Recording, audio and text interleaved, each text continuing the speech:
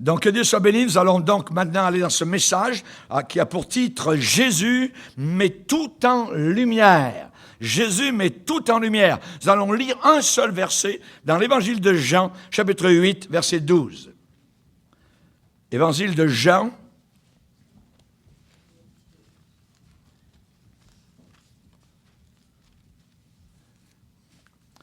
Évangile de Jean, chapitre 8, et le verset 12. Jésus leur parla de nouveau. Est-ce que vous voulez que Jésus vous parle de nouveau? Amen. Ah oui, moi je veux que Jésus me parle de nouveau. Jésus leur parla de nouveau et dit, « Je suis la lumière du monde. Celui qui me suit ne marchera pas dans les ténèbres, mais il aura la lumière de la vie. » Amen. Seigneur, nous sommes devant toi, notre cœur bondit de joie, notre cœur est bouillant, notre cœur est chaud, Seigneur, parce que nous désirons te servir. Nous ne voulons pas de froideur, nous ne voulons pas, Seigneur, de tiédeur, mais nous voulons te servir avec joie. Nous voulons marcher dans la lumière, comme toi-même, tu es lumière et tu es dans la lumière. À toi soit toute la gloire. Bénis, Seigneur, ce pécheur qui prêche ta parole et qu'il puisse, Seigneur, annoncer ton évangile à ceux qui nous écoutent aux quatre coins de la terre, au nom puissant du seul et unique Sauveur, Jésus-Christ de Nazareth. Amen. Et tout le peuple dit Amen. Amen. Gloire à Dieu. On peut s'asseoir, frères et sœurs. Alléluia. Jésus a parlé de lumière. Et ici, il déclare, je suis la lumière du monde. Il n'y a pas d'autre lumière ici-bas sur la terre, qu'on soit aux Indes, qu'on soit en Afrique, qu'on soit en Europe, qu'on soit en Amérique. La seule lumière qui existe sur la terre, c'est Jésus-Christ de Nazareth. Je suis la lumière du monde, et celui qui me suit, celui qui marche derrière moi, ne marchera pas dans les ténèbres, mais il aura la lumière de la vie. Amen. Gloire au Seigneur. Pendant son ministère sur cette terre, Jésus-Christ a été premièrement lumière de condamnation. Écoutez bien ce message aujourd'hui. Pendant son ministère sur terre, Jésus a été premièrement lumière de condamnation. Deuxièmement, il a été lumière de communion. De communion. La lumière étant venue dans le monde, les hommes ont préféré les ténèbres à la lumière. Pourquoi? Parce que leurs œuvres étaient mauvaises. Donc, ils ne sont pas venus à la lumière. Mais ceux qui l'ont reçu, qui ont reçu Jésus, sous ces deux aspects, de lumière de condamnation et de lumière de communion, alors, une troisième lumière s'est allumée, c'est la lumière de la propagation. On va parler de cela aujourd'hui. Lumière de condamnation, lumière de communion, lumière de propagation. Condamnation, communion, propagation. Avant de vivre sur les sommets de communion avec Jésus, avant de vivre sur la montagne de communion avec Jésus, il faut que nos vallées à nous, il faut que nos abîmes ténébreux et obscurs soient sondés et purifiés. Sonde-moi, ô Dieu, priait David. Sonde-moi, ô Dieu. Quand j'étais dans la marine et que nous arrêtions le navire en plein milieu de l'océan Pacifique Sud et que nous sondions pour faire des sondes, la température à telle profondeur, ainsi de suite. On arrêtait le navire et on descendait une sonde. On sondait l'océan. On remontait ensuite la sonde et on regardait à telle profondeur, tel degré. À telle autre profondeur, tel degré. Vous voyez, on sondait, on allait au creux pour voir qu'est-ce qui était à l'intérieur. Quand David dit « sonde-moi, ô Dieu », ça veut dire « Seigneur, vas-y, envoie ta sonde dans le creux de ma vie. Regarde si je suis, ça se pourrait, sur une mauvaise voie. Sur une voie qui n'est pas bonne. Sur une voie qui n'est pas la tienne. Et conduis-moi sur la voie royale, la voie de l'éternité. Sonde-moi. Nous allons voir aujourd'hui différents cas. Vous allez voir toutes ces lumières. La lumière de la condamnation, la lumière de la communion et la lumière de la propagation. Nous verrons ces lumières chez la Samaritaine, nous le verrons chez l'apôtre Paul, nous verrons cela dans le temple à Jérusalem, nous verrons cela dans le territoire de Césarée, nous verrons cela aussi chez le jeune homme riche. Tout d'abord, premièrement, les trois lumières chez la Samaritaine. Vous savez, Jésus un jour a rencontré cette femme-là. Il est arrivé dans la ville de Samarie qui s'appelait Sychar, voyez, ou Sychar, voyez. Jésus arrivait de la Judée et il montait donc de la Galilée. Il était fatigué du voyage, c'était midi, donc là où au Moyen-Orient le soleil est à son zénith, et Jésus s'est assis sur le bord du puits de Jacob. Quelque chose d'intéressant dans le texte biblique, il fallait qu'il passe par la Samarie. C'était nécessaire, c'est pas à peu près, il fallait qu'il passe par la Samarie. Pourquoi? Nous allons le voir. Il y avait une femme qui était là dans un grand besoin. Cette femme samaritaine est venue puiser de l'eau à midi. Et soudain, Jésus lui demande à boire. Jésus qui est assis, ce jeune homme, trentaine d'années, lui demande à boire.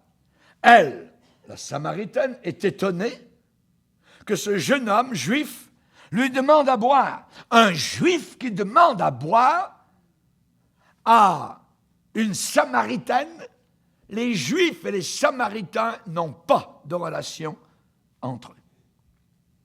Elle est Samaritaine et elle va lui dire, comment toi, qui es juif, me demandes-tu à boire?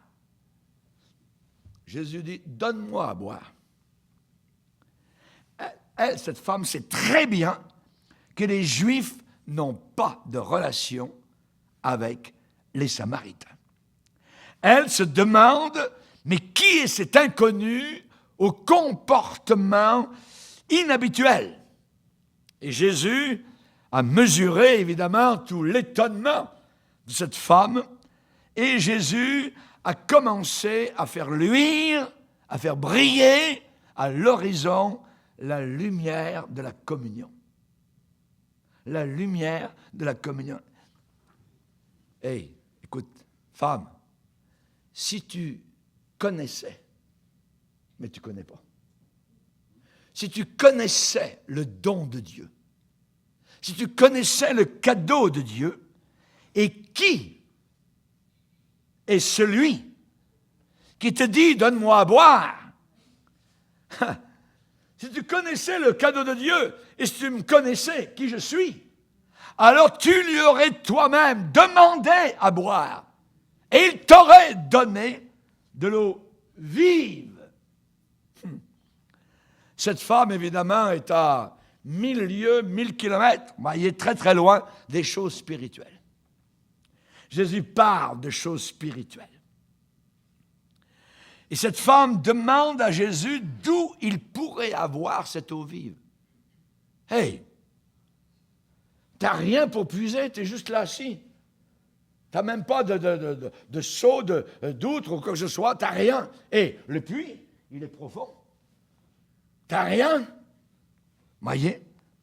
Es-tu plus grand que notre père Jacob, qui nous a donné ce puits et qui en a bu lui-même, ses fils et ses troupeaux?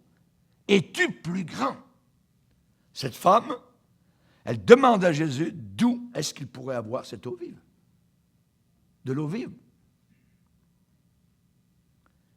Jésus va mettre le cap, va se diriger maintenant vers la lumière de la communion. Il va lui dire, écoute bien, quiconque boit de cette eau ici du puits de Jacob aura encore soif. Mais celui qui va boire de l'eau que moi, je vais lui donner, il n'aura jamais soif. Jamais soif. Parce que l'eau que je vais lui donner deviendra en lui une source d'eau qui jaillira jusque dans la vie éternelle. Cette femme réfléchit, ne plus avoir soif, ne plus venir boire au puits de Jacob. C'est une affaire très, très intéressante. Mais la femme ne comprend toujours pas. Elle ne comprend pas les propos du Seigneur. Mais il y a une chose étrange qui se passe dans son cœur. Soudain, elle a comme un désir intense qui est en train de s'éveiller en elle. Et elle veut de cette eau particulière dont ce jeune homme est en train de parler. Elle en veut.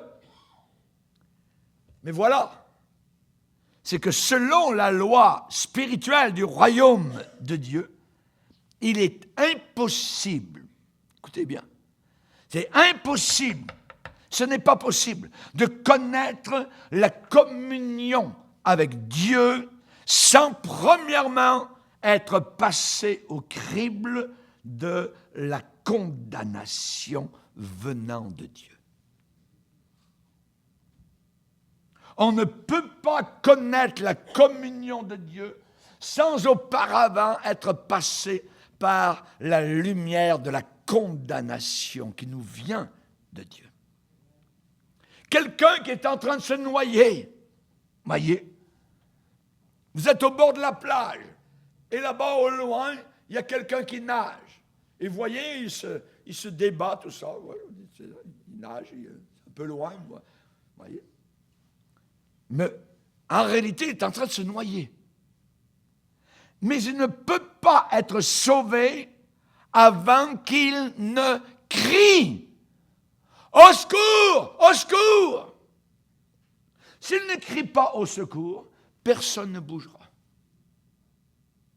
Et vous ne pouvez pas avoir la communion avec Dieu, être sauvé, vivre pour l'éternité là-haut dans la gloire avec le Seigneur, sans premièrement sentir que vous êtes condamné. La condamnation vient en premier, avant d'avoir la communion. David a déclaré au psaume 40, « Il m'a retiré de la fosse de destruction, du fond de la boue. Il a dressé mes pieds sur le rocher. Il a affermi mes pas. Il a mis dans ma bouche un cantique nouveau, une louange à notre Dieu, parce qu'il a écouté mes cris. » Psaume 40. David a dû crier. Et tant que tu ne cries pas à Dieu, rien ne se passe. Rien ne se passe. Il faut crier à Dieu. Il faut crier à Dieu. Il faut lui demander « Au secours, Seigneur !» Je suis en train de me noyer. Et Jésus va placer la Samaritaine devant ce faisceau de la lumière de la condamnation. Il va la placer face à face. « Hé, appelle ton mari. » Appelle ton mari. Oui, appelle ton mari, puis reviens avec ton mari, puis viens ici. Appelle ton mari. Soudain, la conversation prend une tournure, on ne parle plus d'eau, de soif, de puits, Mon mari? Oh! La conversation prend une tournure très, très embarrassante. Je n'ai pas de mari. Je n'ai pas de mari. Je ne suis pas marié. Mais je vis avec un bonhomme. Oh! Lumière de condamnation. Jésus met tout en lumière. Je n'ai pas de mari. Voilà la lumière de la condamnation. La lumière qui inonde toute la vie misérable de cette femme. Elle n'est pas heureuse. Elle est allée d'un bonhomme à un autre, d'un lit à un autre. Elle a cherché. Et maintenant, elle n'a pas de mari. Tu as raison de dire que tu n'as pas de mari, parce que tu as eu 5 maris. Dévoilés totalement. Et c'est vrai. Elle a eu 5 maris. Mais celui que tu as maintenant, qui vit sous ton toit, n'est pas ton mari. Il n'est pas ton mari. Et en cela, tu as dit vrai. Je n'ai pas de mari. Tu as un homme dans ta vie, mais ce n'est pas ton mari. Et c'est là, précisément, à cet instant précis, que va se décider l'avenir spirituel et éternel de cette femme. Comment va-t-elle réagir?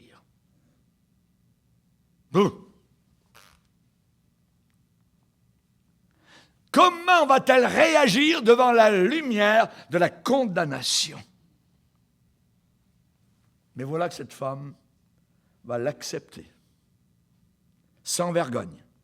Elle va recevoir cette lumière de condamnation, sans essayer de se justifier, sans discuter, sans résister, ni rejeter sa faute sur les autres. C'est ma mère, c'est ma famille, c'est le gouvernement, c'est à l'école, c'est les Noirs, c'est les Blancs.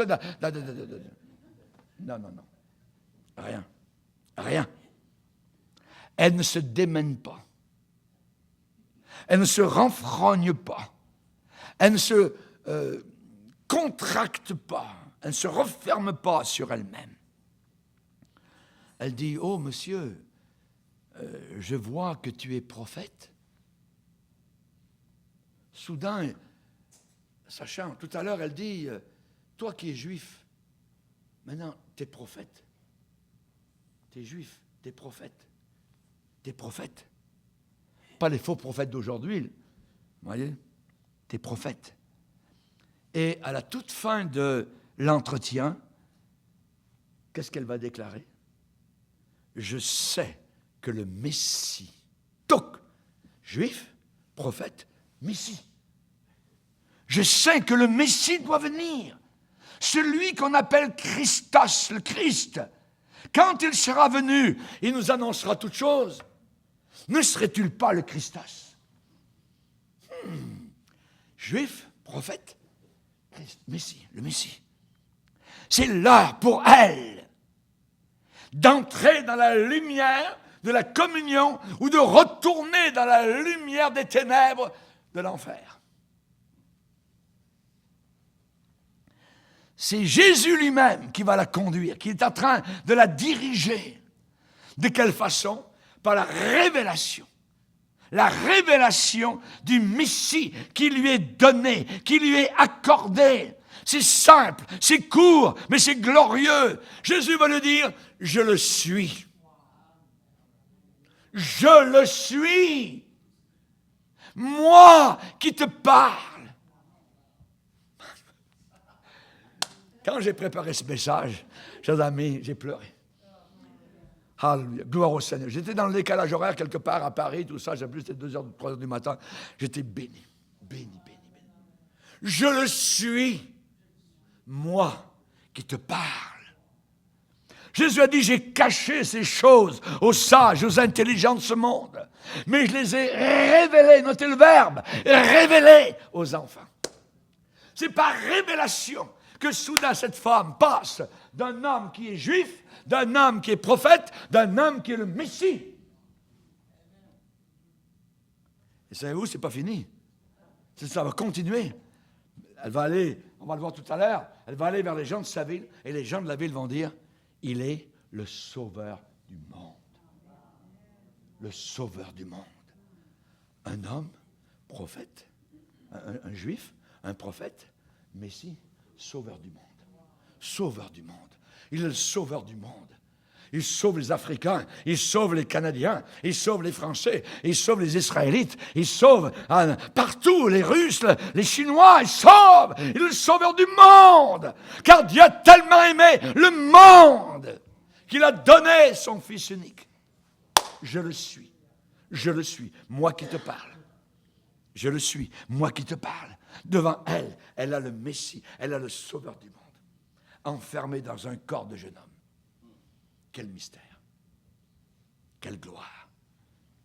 Il n'y a pas de façon plus excellente pour diriger la Samaritaine dans la communion du Fils de Dieu. Le Messie qu'elle attend depuis si longtemps est devant elle. Alléluia. Et elle connaît maintenant le don de Dieu. Si tu connaissais le don de Dieu, elle le connaît maintenant, elle l'a, elle croit, elle devient une croyante. Être sauvée, ça ne se passe pas sur 5 ans, 10 ans. Non, en un instant. En un instant. L'homme a regardé vers Jésus à côté. Il est cloué à côté de Jésus. Souviens-toi de moi quand tu entreras dans ton règne. Aujourd'hui même, tu seras avec moi. Paf, c'est fait. Tu es sauvé. Jésus entre chez Zachée. Zachée est perdu quand Jésus entre dans sa maison. Quand il ressort, quand Jésus ressort de sa maison, Zachée est sauvé. Sauvé. C'est merveilleux. Quelque chose de très rapide, le salut. Vous voulez marcher dans le rapide, dans le quick? Amen. Dans la vitesse. Amen. Le salut. Le salut. Amen. Être sauvé, ça se passe en un instant. Alléluia. Simplement le moment où je crois. Le moment où notre frère, l'autre jour, s'est mis à genoux dans sa cuisine, à côté de son épouse. Alléluia. Il a demandé pardon au Seigneur. Il était sauvé là, dans la cuisine. Merci Seigneur. Merci Seigneur. On ne parle plus de religion. Amen. C'est lui, Jésus, qui étanche la soif de cette femme-là en lui donnant son eau vive. Amen. David disait, mon âme a soif de Dieu. Dieu est venu. Jésus est là. Il est Dieu. Je le suis, moi qui te parle. Quand Pascal, ce mathématicien français très connu donc en France, a eu sa nuit de révélation où Christ s'est révélé, il a dit simplement, quelle lumière, lumière, lumière. C'est tout ce qu'il pouvait dire. Il était sauvé là. Pascal, quelle lumière, quelle communion, quelle rencontre. Alléluia. Maintenant, pour cette femme, tout est secondaire. Ça n'a plus d'importance. Sa cruche, sa soif dans son corps, voyez, tout est secondaire. Le puits de Jacob, c'est secondaire. Son eau qu'elle est venue chercher, c'est secondaire. Sa cruche, la Bible dit, ayant laissé sa cruche, elle court vers la ville pour dire, j'ai rencontré le Messie, le Christ. Venez voir. Il m'a tout dit dans ma vie. Alléluia. Soudain, elle a d'autres priorités bien plus importantes. Amen. Ce midi-là, alléluia, elle n'a pas puisé de l'eau, mais elle a bu pour la première fois à la source du Christ Messie. Alléluia. Gloire à Dieu. Son degré de connaissance de Jésus-Christ, un juif, un prophète, le Messie, le Sauveur du monde. Or, la vie éternelle, c'est qu'ils te connaissent, toi, le seul vrai Dieu. Alléluia. Toi, connaître Dieu. Mon peuple périt faute de connaissance. Alléluia. Gloire à Dieu. On va lire un passage, si vous voulez bien, dans Jérémie, chapitre 2. Jérémie, chapitre 2. Alléluia. Alléluia. Gloire au Seigneur. Le verset 13. Verset 13, Jérémie 2, 13. Car mon peuple a commis un double péché, un péché double. Le premier, ils m'ont abandonné, moi qui suis une source d'eau vive. Qu'est-ce qu'ils ont fait? Pour se creuser des citernes crevassées qui ne retiennent pas l'eau. Double péché. Abandonner le Seigneur. Et on sait qu'à la fin des temps, eh bien, il est dit que les chrétiens abandonneront le Seigneur, abandonneront la parole de Dieu pour se tourner vers des fables. 2 Timothée chapitre 4. Ils m'ont abandonné, moi qui suis une source d'eau vive. N'abandonnez jamais le Seigneur Jésus. Jamais, jamais, jamais. Restez attachés, amen, au Seigneur Jésus-Christ. Alléluia. Son âme, cette femme, est enfin désaltérée. Elle a trouvé. Elle a trouvé. Le psaume 107 disait, le Seigneur a satisfait l'âme assoiffée. Le Seigneur a satisfait. Les Beatles, à une époque, chantaient « Satisfaction ». Vous voyez? Quelle satisfaction! Là-bas aux Indes, là-bas des fumées de drogue, ainsi de suite. Satisfaction, jamais de la vie. La satisfaction, c'est en Dieu, en Jésus-Christ, notre seul et unique sauveur.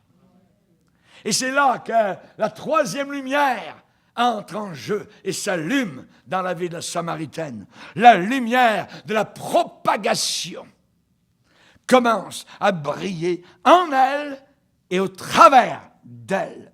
Il est dit, je cite le texte, « Alors la femme, ayant laissé sa cruche, s'en alla dans la ville et dit aux gens, « Venez voir un homme qui m'a dit tout ce que j'ai fait. Ne serait-ce point le Christ? » Ils sortirent de la ville et vinrent vers lui.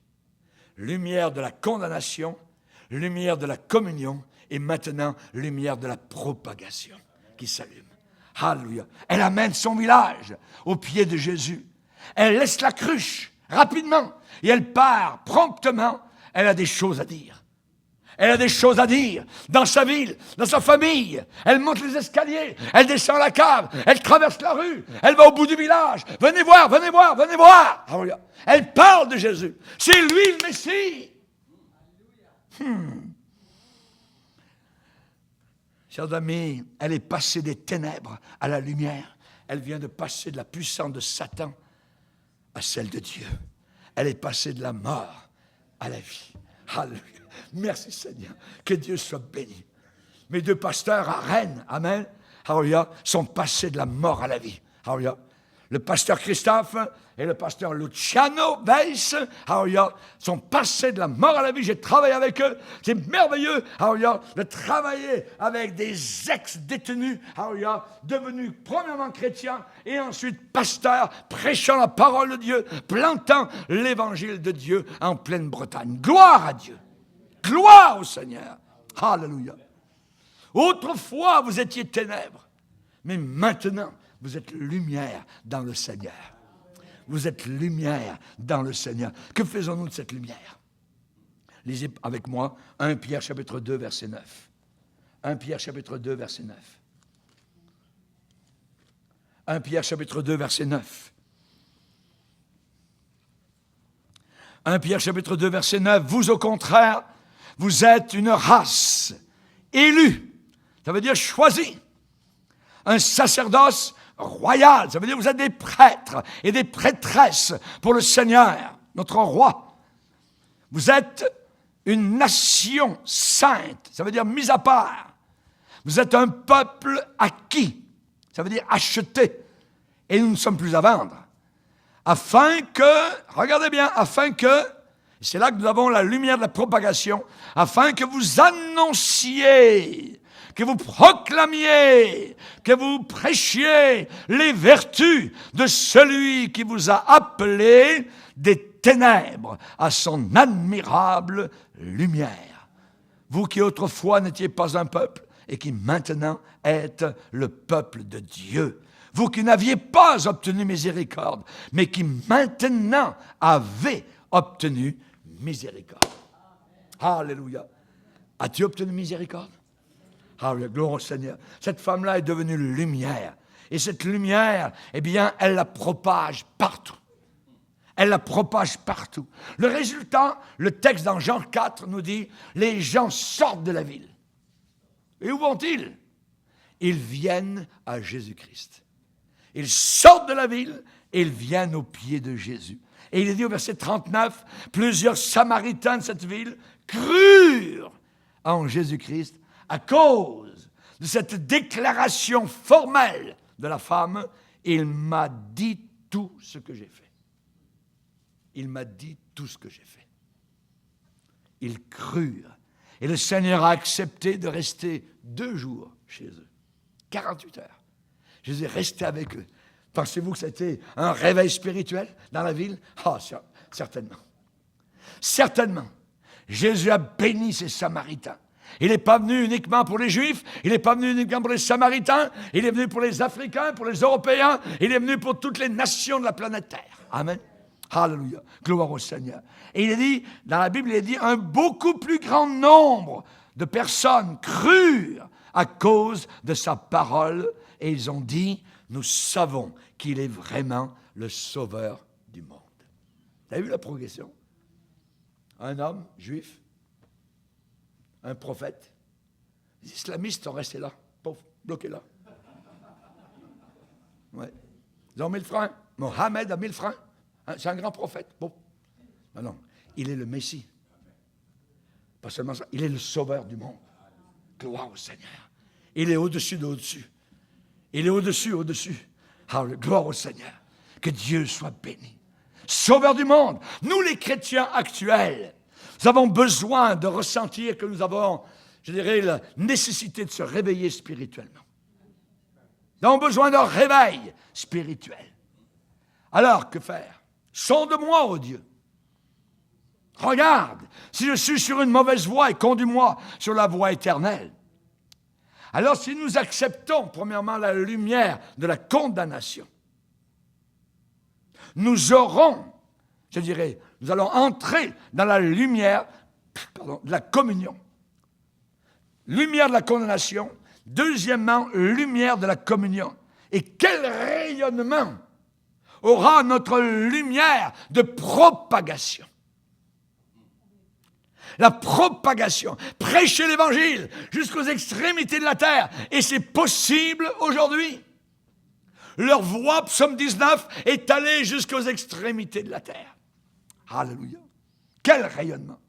Mais il faut accepter premièrement la lumière de la condamnation. Nous avons des voix, nous chrétiens, qui ne sont pas acceptables de la part du Seigneur. Nous avons besoin de modifier cela. On a besoin de s'humilier. On a besoin de casser, de briser notre entêtement. On a besoin d'enlever l'impureté. On a besoin d'enlever la séduction qui nous séduit, le péché qui nous enveloppe si facilement. Pour entrer dans la véritable lumière de communion avec le Seigneur. Quel moment merveilleux ce matin nous avons eu, alors qu'on louait le Seigneur, qu'on bénissait Dieu à la table du Seigneur. Alors que nous avions les deux éléments entre les mains. Merci Seigneur. On veut garder cela. On veut le garder. On se battra pour cela. Sommes-nous prêts pour un tel chemin?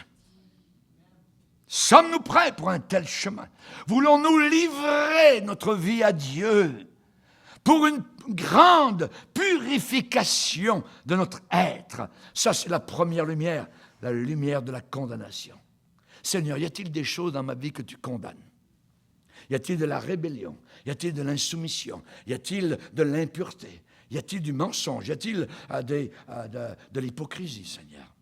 Sonde-moi, oh Dieu. Avons-nous soif d'une nouvelle intimité avec Jésus? On parle de la lumière de la communion. Aspirons-nous à une vie fructueuse, c'est-à-dire conduire beaucoup d'âmes à Jésus-Christ, la lumière de la propagation.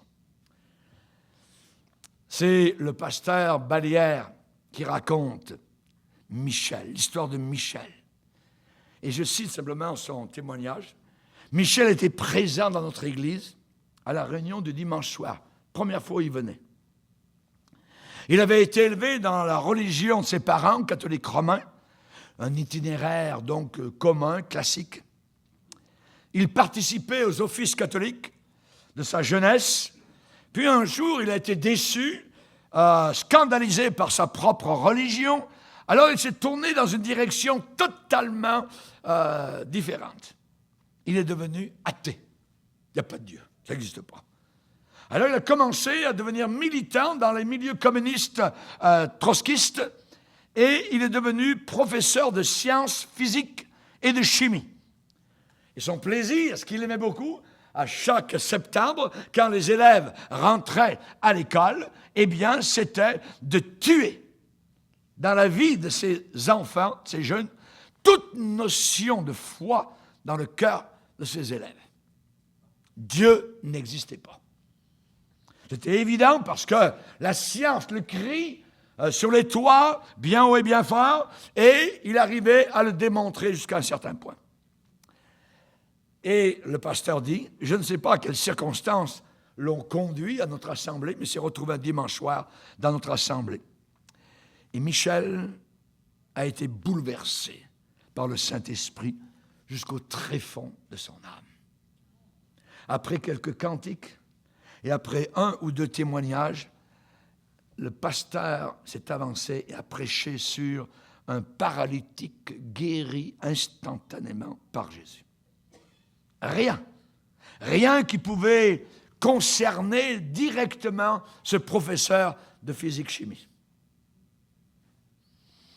Mais il a été secoué, Michel a été secoué par la puissance de Dieu. Il a ressenti soudain tout le poids de son péché. Sa culpabilité, il était sous la conviction du Saint-Esprit. Le Saint-Esprit le cernait de toutes parts. Et ça a duré plusieurs jours. Et pendant une grande partie de ces nuits, il était allongé sur le sol, chez lui, dans sa maison, en sanglotant, en pleurant sur ses péchés. La lumière de la condamnation était venue sur lui. Puis, il a saisi le message d'amour de Dieu. Il a compris que ses péchés avaient tous été expiés à la croix du Calvaire. Il s'est repenti. Il s'est converti. Il est devenu un frère dans le Seigneur, fidèle dans sa foi. Et la lumière de la condamnation s'est métamorphosée maintenant en lumière de communion avec les frères, avec les sœurs et avec surtout le Seigneur. Alléluia. Ça a commencé à marcher avec un Dieu dont il avait combattu l'existence pendant des années. Et il a ressenti tout le mal qu'il avait fait à ses élèves. Alors, il a changé son fusil d'épaule. Il a réuni ses différentes classes et il a demandé pardon à tous ces jeunes. Rendez-vous compte? Il a rendu témoignage de sa foi nouvelle et sa rencontre avec Jésus-Christ. Et à la sortie du lycée, quand les cours étaient terminés, les élèves se regroupaient très souvent autour de lui et lui disaient « Monsieur le professeur, parlez-nous de Jésus, on a besoin d'entendre ça. » Merveilleuse lumière de propagation. Lumière de condamnation, lumière de communion, lumière de propagation. Nous avons ces lumières chez l'apôtre Paul. Nous avons les 3 chez l'apôtre Paul. La lumière de la condamnation, il est plaqué à terre par la puissance du Saint-Esprit. Il s'en va à Damas, il va tuer, il va enfermer en prison, il va faire couler du sang, il est enragé contre la nouvelle secte appelée les chrétiens. Et soudain, avant l'entrée de la capitale syrienne, paf, une lumière qui brille comme 1000 soleils, il en est ébloui, non, que dis-je, il en est aveuglé. Il ne verra pas pendant 3 jours. Et il entend une voix qui va lui dire, il te serait dur de regimber contre les aiguillons. Il parle d'une lumière qui est venue du ciel, qui a resplendi autour de lui. Il est tombé à terre. Et la voix du ciel lui a dit, « Saul, Saul, pourquoi me persécutes-tu? Trembla et saisi d'effroi. Seigneur, qui es-tu? Je suis Jésus que tu persécutes. » Lumière de condamnation. Il va dire plus tard, « J'agissais par ignorance. » Il va déclarer dans son témoignage, « Je ne faisais que respirer la menace, le meurtre contre les disciples du Seigneur. » Il va être 3 jours à Damas, sans voir, sans rien manger, sans rien boire. Il est bouleversé. Bouleversé. Il prie. Maintenant, il ne dit plus des prières. Il prie. Et c'est différent de dire des prières, de réciter des prières. Je me rappelle un jour une dame, j'avais été chez elle, le témoignage du Seigneur, et j'avais prié en partant, « Madame, je vais prier pour vous, tout ça. » Et j'ai prié pour le Seigneur, tout ça. Elle me dit à la fin, elle ouvre les yeux, « Monsieur, est-ce que vous pourriez m'écrire la prière, ce que vous venez de dire sur un morceau de papier? » Je dis, « Non. » Elle dit, « C'est pas des prières que ça vient du cœur. Ça jaillit, tout ça. » Maintenant, cet homme-là, il prie. Saul de Tarse, il prie. Vous connaissez le cantique? Moment si doux de la prière, où Dieu m'élevant jusqu'à lui, se révèle à moi comme un père, comme un sauveur, comme un ami. Oh oui, je t'aime, heure bénie. Je te désire avec ardeur, car déjà souvent dans la vie, tu m'as sauvé du tentateur. C'est toi, doux moment de prière, qui me transporte jusqu'aux cieux, où Jésus, mon ami, mon frère, lui-même présente mes vœux. Déjà souvent, dans la tristesse, heure de prière, tu as été ma force et mon espoir. Pour ceux qui te recherchent sans cesse, jamais il n'est de ciel trop noir. Il prie. Saul de Tarse, la lumière de la condamnation est venue sur lui. Maintenant il prie. La lumière de la communion est entrée dans son cœur. Il parle à ce sauveur. Alléluia. Gloire au Seigneur. Il a eu même une vision. Il a vu le prédicateur de Damas venir vers lui. Il s'appelle Ananias, qui entre chez lui et qui va prier pour lui. Il a vu cela en vision. Il a une communion avec le Seigneur. Alors, s'allume maintenant la lumière de la propagation. Hé, Ananias, tu vas aller dans la rue à droite. Il y a un homme qui est là. Il est en train de prier. Cet homme, c'est un instrument, un outil que j'ai choisi pour porter mon nom devant les nations païennes, devant des rois et devant les fils d'Israël. Et je vais lui montrer tout ce qu'il aura à souffrir pour mon nom. Bien différent des prophètes d'aujourd'hui. Tu vas aller devant les foules, tu vas voyager, tu auras des avions, tu seras en première classe, tu pourras louer une suite, tout ça, à 10 000 $ la nuit. Ouais. Je vais lui montrer tout ce qu'il devra souffrir pour mon nom. Ça, c'est la vérité. Lumière de la propagation. Plus tard, Paul va dire, je n'ai pas honte de l'évangile. C'est la puissance de Dieu pour sauver. Alléluia. Il va dire, à la fin de sa vie, j'ai travaillé plus que tous, mais non pas moi, mais la grâce de Dieu au travers de moi. À quelle souffrance n'ai-je pas été exposé à Antioche, à Icône, à Lys, et le Seigneur m'a délivré de toutes. Toutes. Mettez-le sur tous les tons. Amen. Alléluia. Et il va dire depuis Jérusalem, et dans les pays voisins, jusqu'en Illyrie, j'ai abondamment répandu l'évangile de Jésus-Christ. Chers amis, nous arrivons à un autre cas. Les lumières chez une femme adultère. Les lumières pour la femme adultère.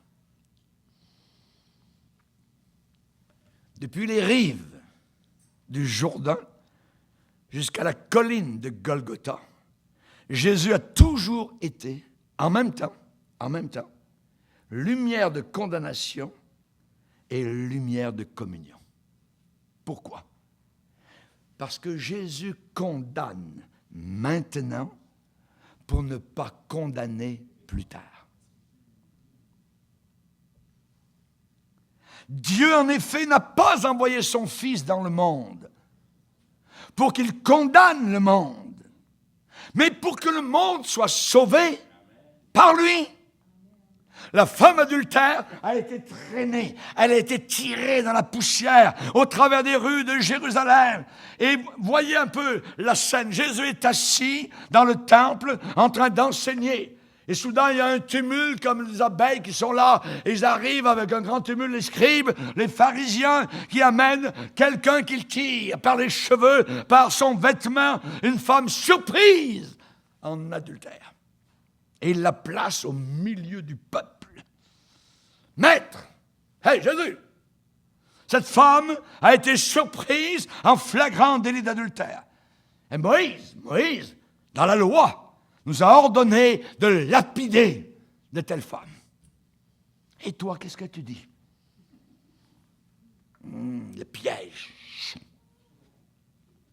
La Bible dit, il disait cela pour le mettre à l'épreuve, pour le piéger. Il ne disait pas cela par souci d'observance de la loi de Moïse, de soumission. Non, non, non, non, non, non. S'ils avaient voulu être vraiment fidèles à la loi de Moïse, pourquoi, répondez-moi, pourquoi n'ont-ils pas amené le bonhomme? Le bonhomme. Parce que la Bible dit que les deux devaient être lapidés. La loi de Moïse dit les deux. Lisez avec moi Lévitique 20.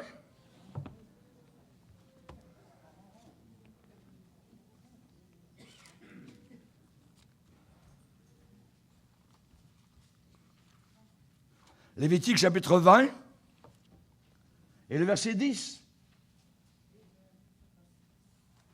Si un homme commet un adultère avec une femme mariée, s'il commet un adultère avec la femme de son prochain, l'homme et la femme adultères seront punis de mort. Les deux. Lisez avec moi un peu plus loin, à droite, Deutéronome chapitre 22. Deutéronome chapitre 22 et le verset 22. 22. Si l'on trouve un homme couché avec une femme mariée, ils mourront tous deux. D-E-U-X. Tous deux. C'est un chiffre. 2. L'homme qui a couché avec la femme et la femme aussi. Tu ôteras ainsi le mal du milieu d'Israël. S'ils avaient voulu être vraiment fidèles à la loi de Moïse, pourquoi n'ont-ils pas amené l'homme? Voyez? Avec lequel cette femme venait juste de commettre adultère. Mais voilà, c'est que cette femme seule a été condamnée par les scribes et les pharisiens. Que va dire Jésus? Ah, il est pris. Jésus n'excuse pas la femme. Il ne dit pas qu'elle n'a pas péché. Jésus ne dit pas que l'adultère est une nouvelle forme d'amour. Non, non, non, non. Jésus ne ferme pas les yeux sur une telle abomination. Non, non. Jésus ne ferme pas les yeux sur un tel mal, un péché. La Bible dit que les deux devaient mourir. Tu ôteras ainsi le mal du milieu de toi. L'adultère, c'est du mal, c'est de la méchanceté. Rappelez-vous Joseph en Égypte, la femme du patron veut coucher avec Joseph dans sa chambre, elle l'amène, tout ça, elle veut le tirer, et qu'est-ce que Joseph répond? Madame, s'il vous plaît, comment ferais-je un aussi grand mal et pécherais-je contre Dieu? Joseph dit que c'est deux choses, c'est mal, c'est méchant, et c'est un péché, l'adultère.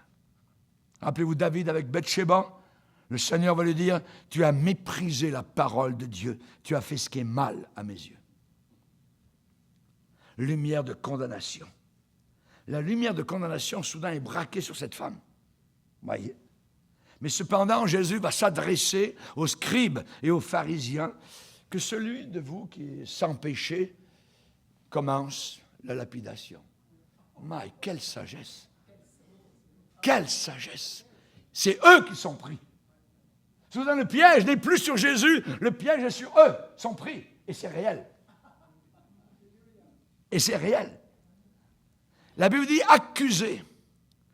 Accusés par qui? Par quoi? Par leur conscience. La conscience accuse. Le plus grand prédicateur, ce n'est pas monsieur un tel, prédicateur un tel, quoi que ce soit. Non, non. Le plus grand prédicateur, c'est votre conscience. Parce que moi, je peux vous prêcher pendant une demi-heure, pendant 40 minutes, pendant 1 heure, voyez, mais la conscience va vous prêcher jour et nuit. Et va pointer son doigt en face de vous. Vous allez vous réveiller dans votre chambre, c'est noir, mais là, le prédicateur est là encore en face de vous. Et vous dit, c'est pas bien, c'est pas bien, c'est pas bien ce que tu as fait, c'est pas bien ce que tu as dit, c'est pas bien là où tu es allé.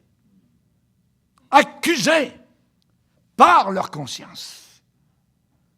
La Bible dit, se retirèrent un à un. Toc, toc. Ils avaient les pierres dans la main et on a entendu un bruit sourd. Boum. Ils sont retirés un à un. Depuis qui? Depuis les plus vieux. Oh. Depuis les plus âgés. depuis les plus pourris, ouais, jusqu'au dernier. Jusqu'au dernier. Et soudain, Jésus est seul avec la femme. Jésus est seul avec la femme. Et ce qui suit a une portée spirituelle extraordinaire. Femme, où sont ceux qui t'accusaient? Personne ne t'a condamné? Moi, je ne te condamne pas non plus.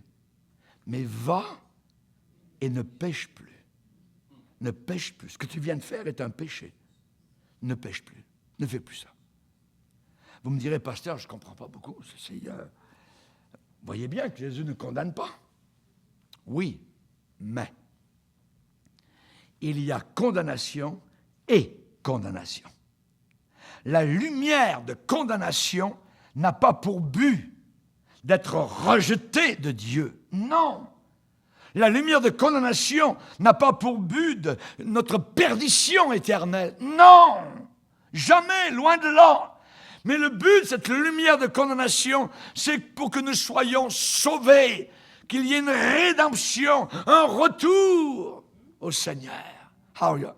Jésus va braquer la lumière de la condamnation sur cette femme adultère pour qu'elle reçoive la grâce de Dieu, le pardon de Dieu, pour qu'elle soit pardonnée et qu'elle ait maintenant une nouvelle lumière qui s'allume, la lumière de la communion.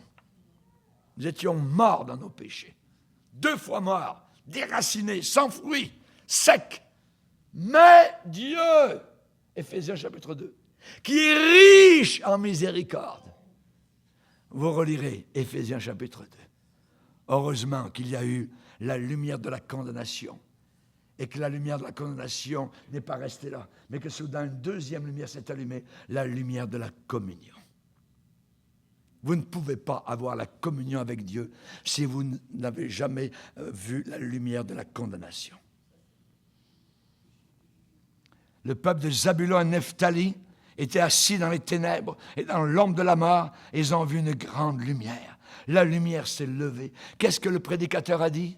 Repentez-vous. Repentez-vous. C'est par la repentance. Amen.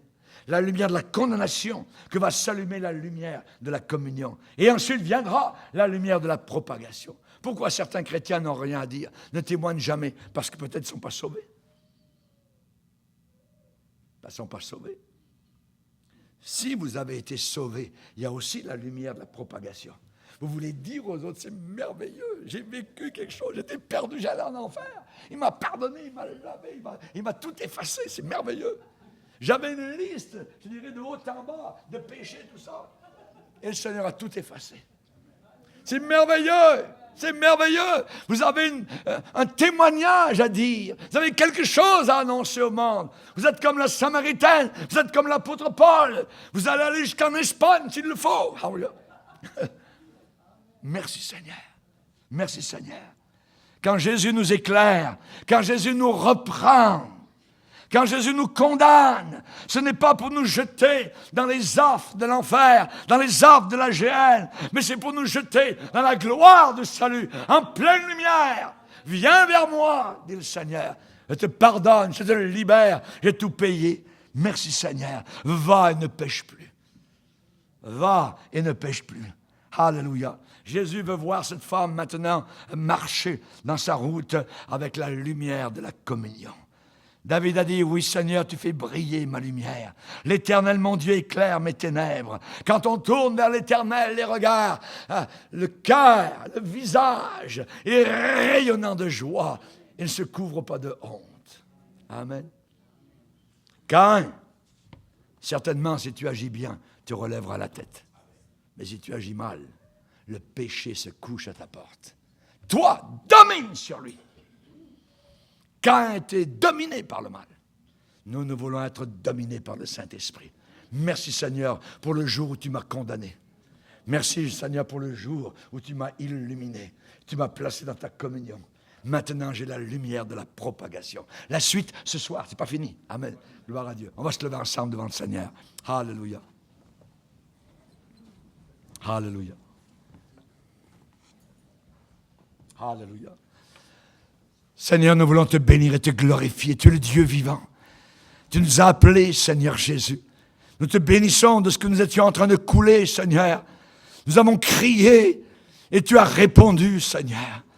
Tu as dit, je suis là. Oui, je te condamne dans ce que tu fais, mais je suis là pour te sauver, pour te libérer, pour te pardonner. Tu vas avoir un message à apporter aux autres, une propagation à répandre. Merci, Seigneur. Dans le nom de Jésus, bénis ces moments pour ta plus grande gloire. Amen. Et tout le peuple dit, Amen. Amen. Gloire à Dieu, que des sauvé.